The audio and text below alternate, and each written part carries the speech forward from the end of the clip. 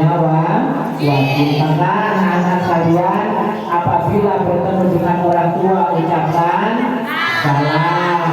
Apabila bertemu dengan gurunya ucapkan. Apabila bertemu dengan temannya ucapkan. Di mana saja ucapkan salam, karena salam adalah doa untuk keselamatan. Tetapi ada salam yang tidak boleh dijawab. Tahu apa tidak? Ada salam yang tidak boleh dijawab. Salamnya siapa? Salamnya seorang imam dalam sholat berjamaah. Misal kita baca tanya imamnya assalamualaikum warahmatullahi wabarakatuh, waalaikumsalam, pasti langsung semuanya nanti. Tidak boleh dijawab salam yang seperti itu. Jadi ketika imamnya salam yang pertama, makmumnya juga mengikuti salam dengan ucapan yang tidak batal. Jadi assalamualaikum warahmatullahi waalaikumsalam. Jadi makanya salamnya imam dalam sholat jamaah itu tidak boleh dijawab. Satu lagi, ada salam justru apabila dijawab maka yang membaca salam ketakutan. Ayo siapa tahu? Salam apabila dijawab oleh yang kamu beri salam maka kamu akan ketakutan. Salam kepada kuburan. Assalamualaikum ya ahli kubur. Allah yang di kuburan salam. Waalaikumsalam. Nanti kamu ketakutan. Ini. Tapi salam tetap kita tetap harus menyebarkan salam. Supaya apa? Supaya kehidupan kita menjadi kehidupan yang selamat. Ayo, kalau ada salam dijawab dengan serempak ya. Kalau ada salam di mana saja. Supaya apa? Supaya kita diberikan panjang umur, sehat badan oleh Allah Subhanahu wa Ta'ala, berkat doa dari kawan-kawan kita sendiri.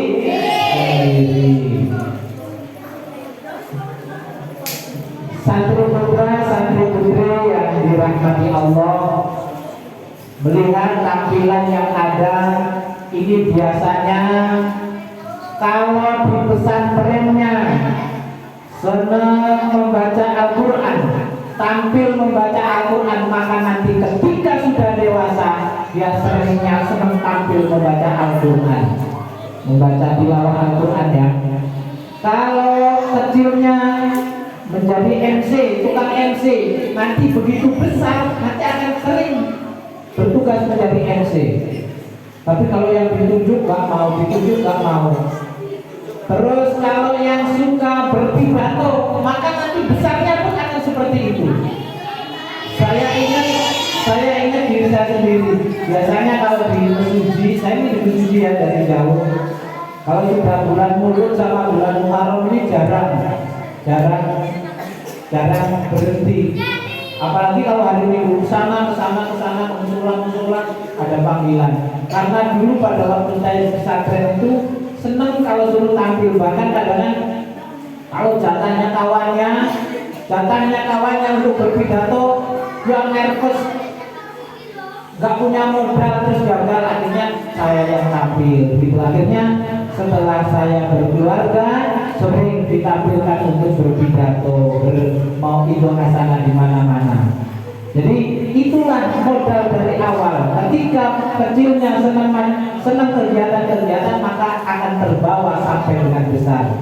Cuman ada yang saya tadi kayaknya kalau bisa sih kegiatan yang ada ditampilkan di sini cukup di sini saja, nggak usah dibawa pulang. Apa?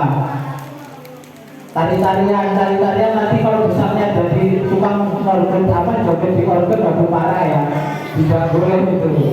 Jadi yang tari-tarian cukuplah di masa kecil, karena untuk mengingat sejarah maka itu tidak apa-apa. Tetapi kalau nanti dijadikan sampai dewasa, sampai sudah berkeluarga, tari-tarian di organ, bahkan jadi biduan itu ya na'udzubillah min.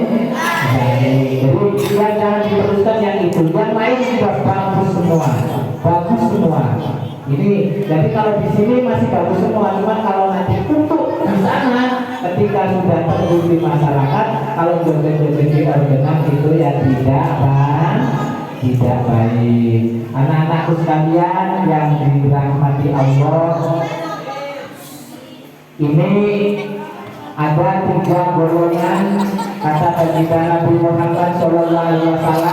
Ini sebelum saya sampai kepada Isra ya, karena saya lihat dari tadi ini apabila ada orang yang mengucapkan kalimat baginda Nabi Muhammad, maka harus dijawab Sallallahu Alaihi Wasallam, harus. Kenapa?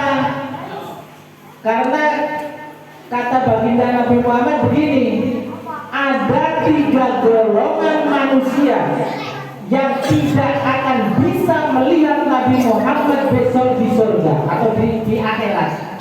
Ada 3 golongan manusia yang tidak bisa berjumpa dan melihat Nabi Muhammad SAW. Siapa golongan mereka? Yang pertama adalah aqul walidaini. Yang pertama adalah orang yang berani kepada orang tua, atau anak yang berani kepada orang tua. Ini tidak akan bisa melihat Nabi Muhammad besok di alam akhirat. Ini mungkin anak-anak sekalian sering ya membaca pada orang tua, pernah? Kalau Anda pengen ketemu dengan kekasih Anda yaitu baginda Nabi Muhammad SAW, maka jangan pernah melawan kepada kedua orang. Jangan pernah melawan kepada kedua orang tua. Harus disayangi, harus dihormati. Bagaimana menghormati orang tua? Yaitu dengan berkata-kata yang baik. Padahal dalam Al-Quran dijelaskan mengatakan kepada orang tua itu atau apa lagi kata-katanya? Itu kepada orang tua yang demikian, itu sudah termasuk orang yang berani kepada orang tua. Maka berkata-katalah yang sopan santun. Apabila minta dengan kata-kata yang baik, yang santun, jangan pernah melawan kepada orang tua, karena orang tua yang telah melahirkan, mengasuh dan membesarkan sehingga sampai dengan saat ini. Saat ini anak-anak sekalian kurang jajan, telepon ya orang tua ya, jajannya habis, dikirim apa tidak? Ini karena cinta kasih orang tua terhadap anak itu harus dibalas oleh anaknya yang ada di pesantren dengan mendoakan. Doanya bagaimana? Allahumma firli dunubi.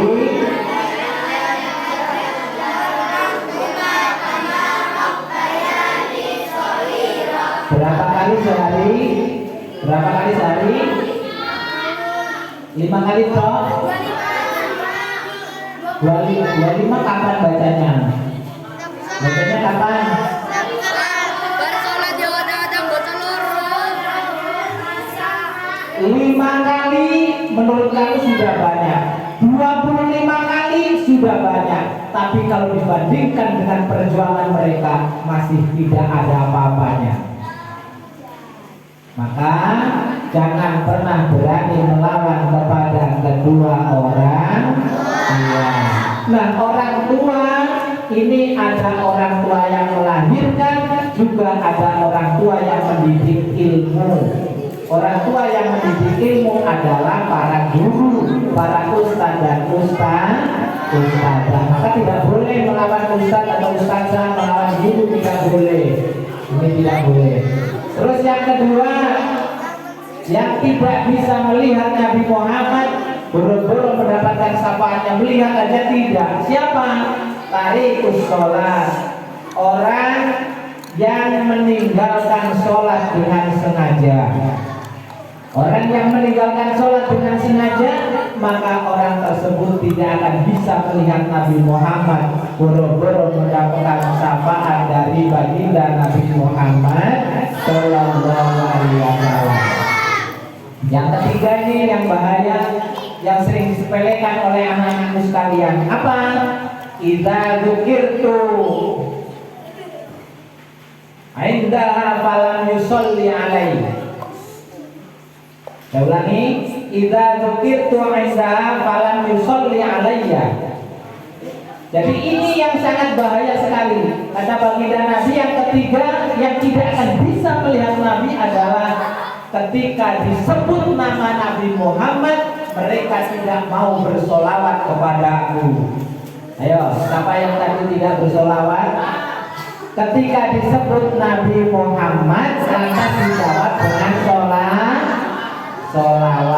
Idza dzukirtu indaha falam yusolli alayya, maka orang tersebut tidak akan bisa melihat Nabi Muhammad atau mendapatkan syafaat dari beliau. Maka yuk kita sama-sama ketika ada ini supaya kita nanti bisa mendapatkan pertolongan dari Nabi Muhammad, kita bisa mendapatkan syafaat, bisa melihatnya, maka kita satu, jangan berani melawan kepada kedua orang tua, jangan pernah meninggalkan sholat. Ketika disebut kalimat Nabi Muhammad, jawab dengan sholawat wa Allah sallallahu alaihi wasallam. Bisa dipahami?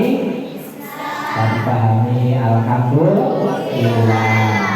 Selanjutnya Bapak Ibu hadirin wal hadirat, santri putra putri yang dirahmati Allah, kita kembali kepada judul kita, Isra Mi'raj.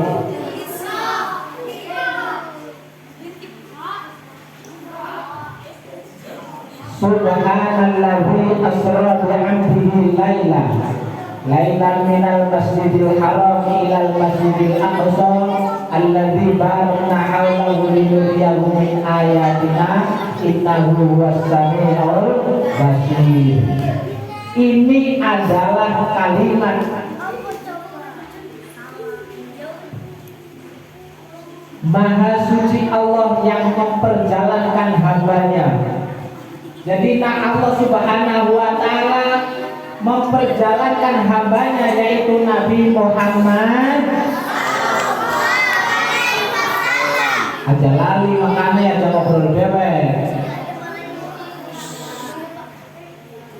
Allah memperjalankan Nabi Muhammad, yang mana Isra Mi'raj ini dilakukan. Allah menghibur kepada Nabi Muhammad Sallallahu Alaihi Wasallam. Kenapa? Karena satu, paman yang telah membela mati-matian, paman yang telah mendidiknya, paman yang telah membesarkannya, bahkan memberikan pekerjaan, meninggal dunia. Siapa paman Nabi Muhammad? Ayo, siapa? Abu Thalib. Kalau ada orang yang mau menyakiti Muhammad, kalau ada orang yang mau tidak senang kepada Nabi Muhammad, maka Abu Thalib tampil. Lawan, langkahi dulu mayatku, kata Abu Thalib. Ini orang yang benar-benar membela kepada Nabi Muhammad Sallallahu Alaihi Wasallam. Benar-benar membela. Pada waktu itu meninggal dunia. Ketika ditinggal oleh paman yang melindunginya, kira-kira sedih apa sedih? Sedih apa susah? Susah ya, susah. Sudah lahir, bapaknya sudah tidak ada. Umur 5 tahun. 5 tahun apa 6 tahun ya? 6 tahun ibunya meninggal. Umur berapa lagi? Kan dari diasuh oleh ibunya 6 tahun, kemudian diasuh oleh pamannya umur 10 tahun, kakeknya 10 tahun kakeknya meninggal, diasuh oleh pamannya sampai dengan dewasa. Jadi kakeknya pamannya meninggal, betapa sedihnya Nabi Muhammad SAW. Juga diikuti oleh istri tercinta. Siapa istri tercinta Nabi Muhammad? Khadijah, Siti Khadijah, istrinya meninggal dunia. Istrinya yang telah berkorban hartanya untuk perjuangan Nabi Muhammad SAW, yang tadinya juragan kaya raya sampai dengan habis hartanya hanya untuk berjuang menegakkan syariat agama Islam, agama dari Allah Subhanahu wa Ta'ala, yang telah merelakan semua hartanya, telah merelakan semua waktunya untuk perjuangan agama Islam, meninggal dunia. Maka Rasulullah sangatlah susah, sangat sedih. Maka dikala kesusahan, dengan kematian, dengan meninggalnya Abu Thalib, dengan meninggalnya istri tercinta Siti Khadijah, maka Rasulullah sedih. Allah menurunkan, memerintahkan kepada malaikat Jibril untuk mengajak Nabi Muhammad untuk menghadap kepada Allah Subhanahu wa Ta'ala. Jadi perjalanan Isra Mi'raj ini hanya ditempuh mulai habis Isya sampai subuh sudah balik lagi. Tapi perjalanan itu menempuh dari Masjidil Haram, Masjidil Aqsa, kemudian ke Sidratul Muntaha, dengan bermacam-macam cerita di dalamnya. Bermacam-macam cerita. Kenapa? Di dalam Isra Mi'raj Allah memberikan gambaran-gambaran umat Nabi Muhammad SAW ketika ada di dunia. Kan ada orang perempuan yang lidahnya itu ditarik sampai ke atas, digantung sampai di atas, itu digantung melet-melet. Itu terus ditanya Jibril, itu siapa Jibril, kok kasihan banget? Kata Nabi Muhammad, itu umatmu Muhammad. Kok bisa begitu Jibril, kenapa? Karena itu senangnya kerasani terus kepada tetangganya. Rasani tahu ngomongin jelek tetangganya, padahal tetangganya enggak jelek. Walaupun jelek beneran ya juga enggak boleh disampaikan. Ini tukang rasani ditarik sampai tinggi sekali. Terus ada lagi Jibril, itu siapa lagi? Orang perempuan lagi. Rambutnya ditarik sampai ke atas, digantung. Kata Jibril, itu umat Muhammad. Ya Allah, umatku lagi. Itu kenapa Jibril, dia di dunianya ngapa? Di dunianya rambut adalah aurat, tapi dia tidak pernah menutup auratnya kemana-mana. Hati-hati yang perempuan ya, tutuplah auratnya. Terus ada lagi yang di situ disiapkan makanan daging yang sudah matang. Daging yang matang itu daging enak ya, daging semur ya. Terus di sebelahnya daging dimakanin belatung. Gak taunya di situ malah yang dimakan yang ada belatungnya, yang disemur gak dimakannya, dimakanin terus. Nah ini ya, ini siapa Jibril? Kok dia makan yang malah justru yang banyak kalorinya, malah daging busuk yang mereka makan. Dia adalah umatku yang senang makan barang riba. Maka cerita demi cerita banyak sekali, bahkan sampai Rasulullah SAW bertemu dengan Nabi Ibrahim, bertemu dengan Nabi Musa, bertemu dengan nabi-nabi yang lain, sampai menerima wahyu, yaitu menerima amanah untuk melaksanakan sholat. Berapa kali pertama? 50 waktu. 50 waktu Allah berikan. Pas Nabi Muhammad menghadap kepada Allah Subhanahu wa Ta'ala, Jibril tidak mengikuti. Jibril tidak ada di dekat Nabi Muhammad. Nabi Muhammad suruh berangkat sendiri dengan kendaraannya yang bernama apa tadi yang dapat cerita itu tadi, kendaraan apa? Aku kendaraannya Soleh, bukan Soleh ya tadi ya. Kendaraannya Soleh itu tadi. Buruk kendaraannya. Jadi kendaraan buruk. Jadi apa yang diucapkan oleh baginda Nabi Muhammad SAW ketika bertemu dengan Allah? Kalimatnya adalah tasahud akhir. At-tahiyatul mubarakatus sholawatul thayyibatul lillah. Assalamu alaika, kan gitu ya. Itu tahiyat itu yang pertama, at-tahiyat itu penghormatan dari Nabi Muhammad kepada Allah Subhanahu wa taala. Kemudian dijawab oleh Allah, assalamu alaika. Bukan, yang pertama ayyuhan nabiyyu wa rahmatullahi wa barakatuh. Diteruskan oleh Nabi Muhammad, assalamu alaina wa ala ibadillahis sholihin. Jadi kita sudah diberikan, Nabi Muhammad tidak pernah lupa akan hamba-hambanya. Jadi tetap, tapi di situ wa ala ibadillahis sholihin. Bukan ibadillah yang tidak soleh, yang senangnya berbuat maksiat, bukan. Tapi langsung dijawab oleh Nabi Muhammad, keselamatan atas diri kita, diri Nabi Muhammad, dan keselamatan atas orang-orang yang soleh. Mudah-mudahan kita semua digolongkan orang-orang yang soleh. Nah, ketika sudah mendapatkan perintah untuk melaksanakan sholat 50 waktu, kemudian turun ketemu Nabi Musa. Kata Nabi Musa, Muhammad, umatku kecil-kecil, mintalah kortingan pada Allah. Balik lagi. Malu ya, masa 50 waktu suruh korting ini loh pada Allah. Balik lagi, nggak kuat nggak? Balik lagi Nabi Muhammad. Diturunin berapa? 5. Jadi tinggal berapa? 45. Turun sampai Nabi Musa ditanya berapa kortingannya? 5.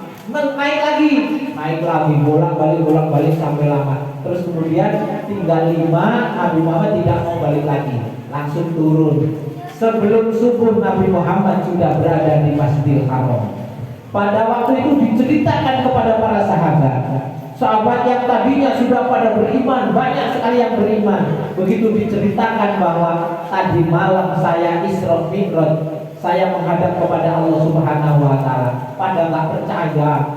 Banyak yang murtad lagi, banyak tidak percaya karena kok bisa Nabi Muhammad bisa berjalan mulai dari Masjidil Haram ke Palestina ke Masjidil Aqsa, bahkan naik ke Sidratul Muntaha dalam satu malam. Tapi ini bukan kehendak Nabi Muhammad, karena ini ada kehendak dari Allah Subhanahu.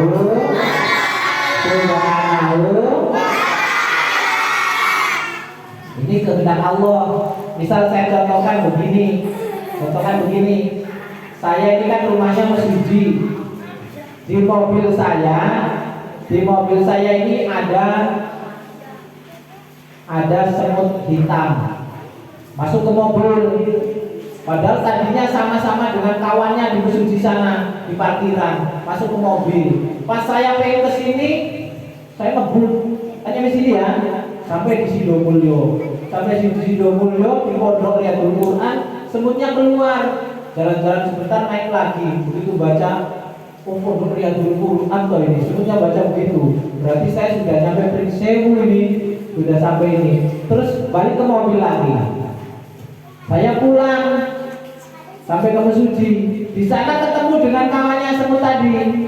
Wih, saya baru jalan-jalan. Dari mana?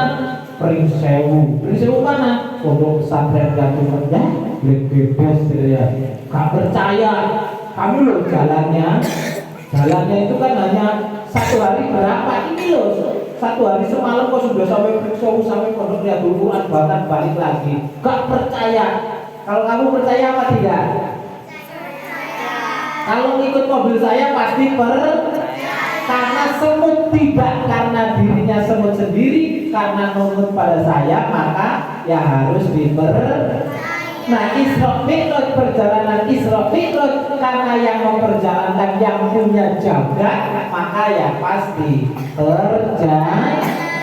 Maka banyak sahabat-sahabat yang pada murtad lagi banyak. Ketika ada salah satu sahabat bertanya kepada Ali, mana Ali? Bangun Li. Oh sudah. Ya Ali, kamu percaya nggak pada cerita Nabi Muhammad, pada cerita Muhammad yang katanya dari Masjidil Haram ini ke Masjidil Aqsa sampai ke Sidratul Muntaha, bahkan banyak sekali cerita-cerita di dalamnya. Percaya nggak? Saya percaya. Habis itu masih nggak ini lagi, datang lagi ke Sayyidina Abu Bakar. Abu Bakar, kamu percaya nggak kalau Nabi Muhammad tadi malam Isra Mi'raj? Apapun yang dikatakan Nabi Muhammad, walaupun itu jelek, saya percaya. Abu Bakar begitu, kalau lebih mantap lagi. Jadi bagi orang-orang yang tidak beriman, maka tidak percaya dengan adanya Isra wal Mi'raj Nabi Muhammad sallallahu alaihi wasallam. Tapi bagi yang beriman pasti percaya, karena yang memperjalankan itu adalah yang punya jagat, yaitu Allah Subhanahu wa ta'ala. Ini sampai jam berapa ini? 10 menit meneh. Yang pada turun dulu.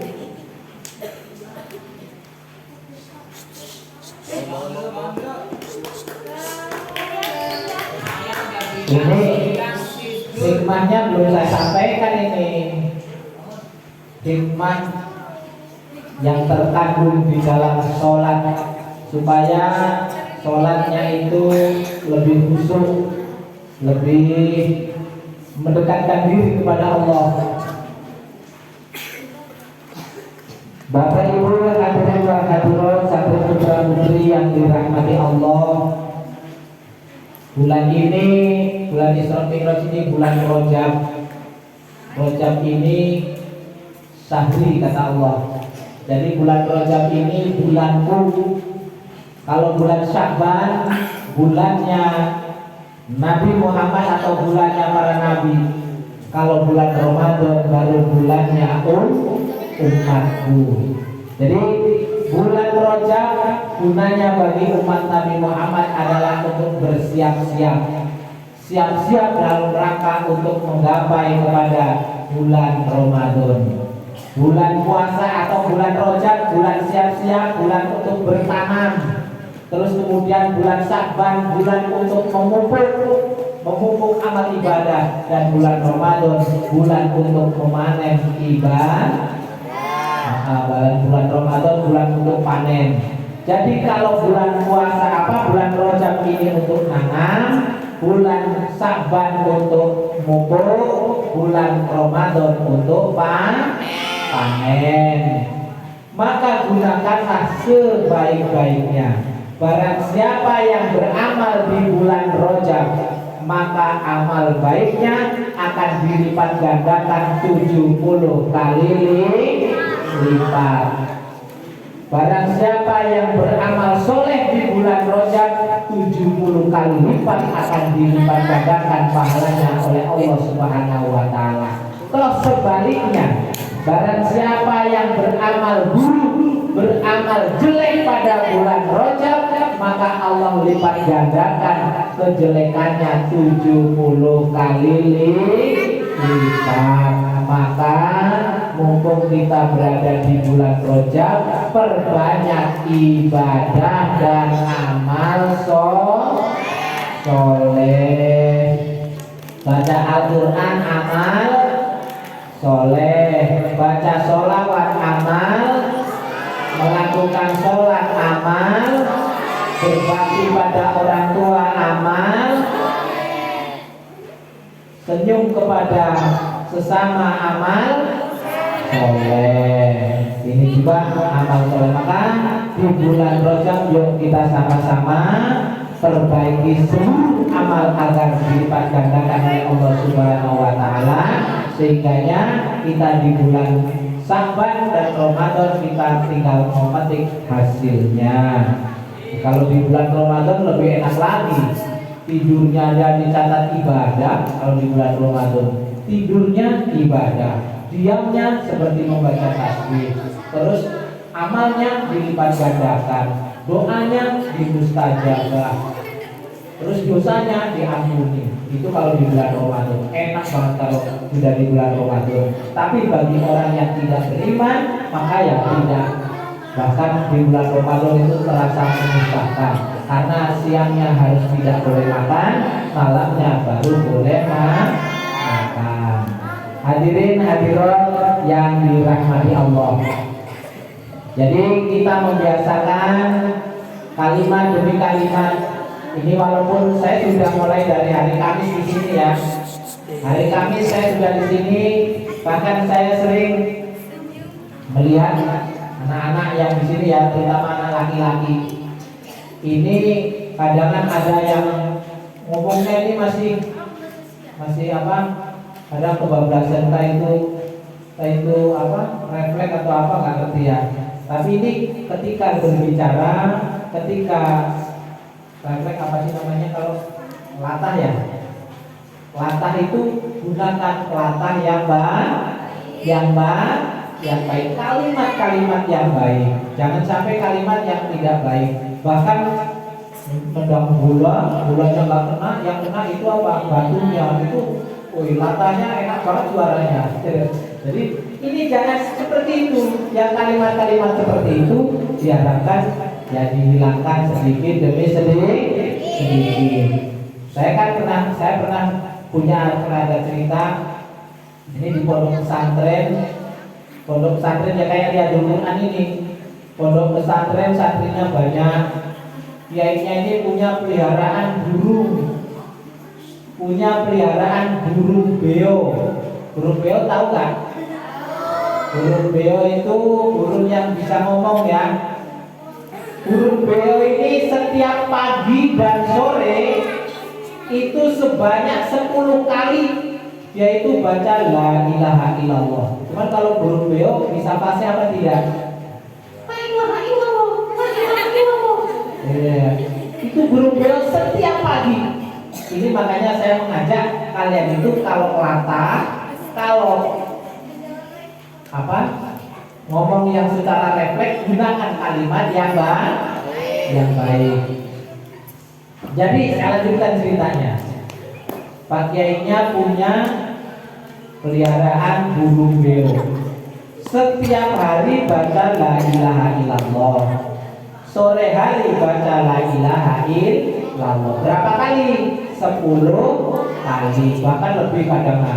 Jadi kalau ada orang ketok-ketok pintu, burung beonya juga assalamualaikum. Nah itu malah diajarin dulu kayak pinter burung beonya. Padahal burung beo di akhirat besok tidak ada siksa apaan. Kan yang ada siksa hanya manusia dan setan ya. Setan itu dapat siksa nanti. Dan manusia, jin dan manusia itu yang dapat siksa. Suruh mempertanggungjawabkan besok di alam akhirat. Burung beo tidak, tapi dia setiap pagi sore baca la ilaha illallah, la ilaha illallah. Suatu saat santrinya ini santri gede lah, kayak di sini ya, sampai ya yang gede yang berapa banyak sampai itu namanya? Kang Taman? Ya Mas Aan lah ya. Mas Aan ini mau kasih makan, mau kasih minum karena main ilmunya, habis dibuka pintunya. Begitu dibuka pintunya itu burung beonya, Mas Aan lagi ngambil air, burung beonya keluar. Begitu keluar langsung disangkap oleh kucing. Burung beonya yang setiap pagi membaca la ilaha illallah dan sore membaca la ilaha illallah. Begitu dibuka oleh Mas Aan, ditubruk oleh kucing. Begitu ditubruk oleh kucing, beonya bunyinya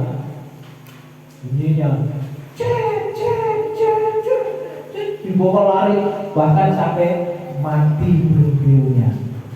Begitu mati, kiainya itu sedih, 1 hari nggak keluar kamar. Ya, apa kira-kira? Mas Aan-nya bingung karena yang buka pintu Mas Aan.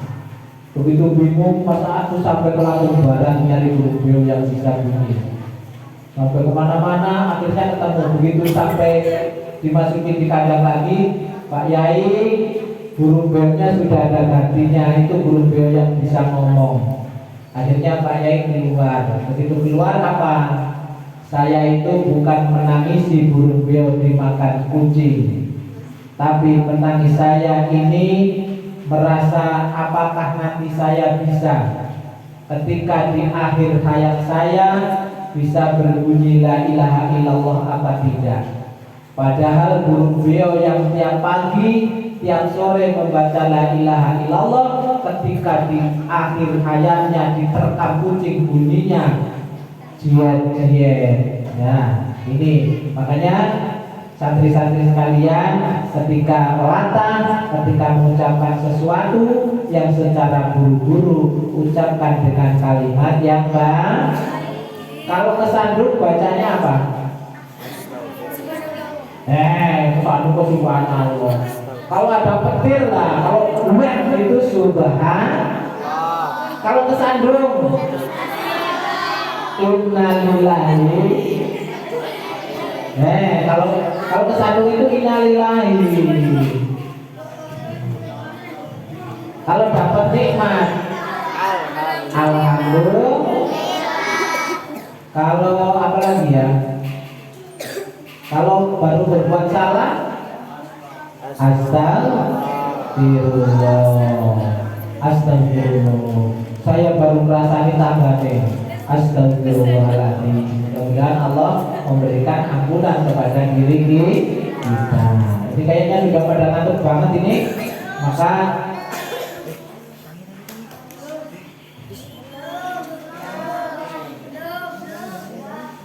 tak terusin lagi kalau belum ngantuk. Jadi ini oleh-olehnya, saya kembalikan, oleh-olehnya Isra Mi'raj, yaitu Nabi Muhammad SAW mendapatkan perintah untuk melaksanakan sholat 5 waktu. Apa saja? Sholat subuh, zuhur, asar, maghrib, isya. Ulangi. Subuh,